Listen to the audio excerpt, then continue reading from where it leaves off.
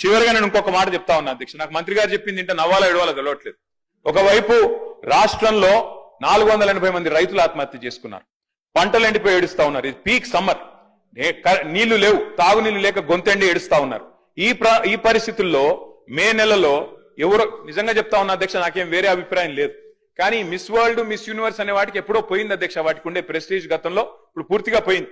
కానీ అదేదో పెద్దదో సాధించుకొచ్చినట్టు, అదే అంతర్జాతీయ ఈవెంట్ ఏదో ఇక్కడ జరిగితే ఏదో రాష్ట్రానికి లాభం వస్తుంది, మేమేదో అడ్డుకుంటున్నట్టు నేను అడుగుతా ఉన్నా అధ్యక్ష వారిని. ఏమన్నారు సార్ వారు? మిస్ వరల్డ్ పోటీల వల్ల ఆదాయం వస్తుంది రాష్ట్రానికి, కొలువులు వస్తాయి, ఉద్యోగాలు వస్తాయి అన్నారు. ఎట్లొస్తాయి, ఏడికెళ్ళు వస్తాయి చెప్పాలని చెప్పి నేను కోరుతా ఉన్నా. నెంబర్ 1. నెంబర్ 2 అధ్యక్ష, నేను ఒకటే అడుగుతా ఉన్నా అధ్యక్ష, మిస్ వరల్డ్ కి 54 కోట్లు ఖర్చు పెడితే తప్ప అంటున్నారు.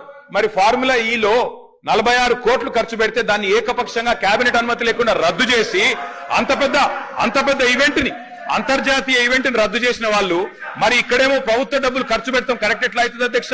చివరిగా నేను ఒకటే అడుగుతా ఉన్నా అధ్యక్ష, ఇవాళ టెస్లా అనే ఒక కంపెనీ ఎలక్ట్రిక్ వాహనాల కంపెనీ అధ్యక్ష, భారతదేశంలో యూనిట్ పెట్టాలని చెప్పి ఎదురు చూస్తా ఉన్నారు.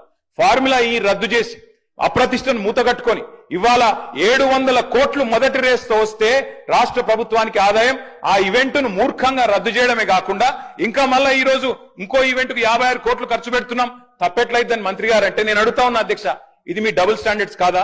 ఇది హిపోక్రసీ కాదా? ఫార్ములా ఈ వల్ల మేము ఆశించింది ఏంటి అధ్యక్ష? తెలంగాణ మొబిలిటీ వ్యాలీ, మీ దివిటిపల్లిలో అమర్ రాజా బ్యాటరీస్ తెచ్చాం అధ్యక్ష. ఎన్కాతలలో స్పీకర్ గారి నియోజకవర్గంలో 1200 ఎకరాల్లో అక్కడ మొబిలిటీ వ్యాలీ పెడుతున్నాం. అదేవిధంగా జహీరాబాద్ లో మ్యానుఫ్యాక్చరింగ్. ఇన్ని చేసిన ప్రభుత్వాన్ని మరి బద్నాం చేసి ఇలా మిస్ వరల్డ్ మాత్రం మొత్తం కొలువులు వస్తాయి, ఆదాయం వస్తుంది రాష్ట్రానికంటే ఎవరిని మోసం చేస్తున్నారు మంత్రి గారిని అడుగుతానో క్లారిఫై చేయాలని కోరుతాం.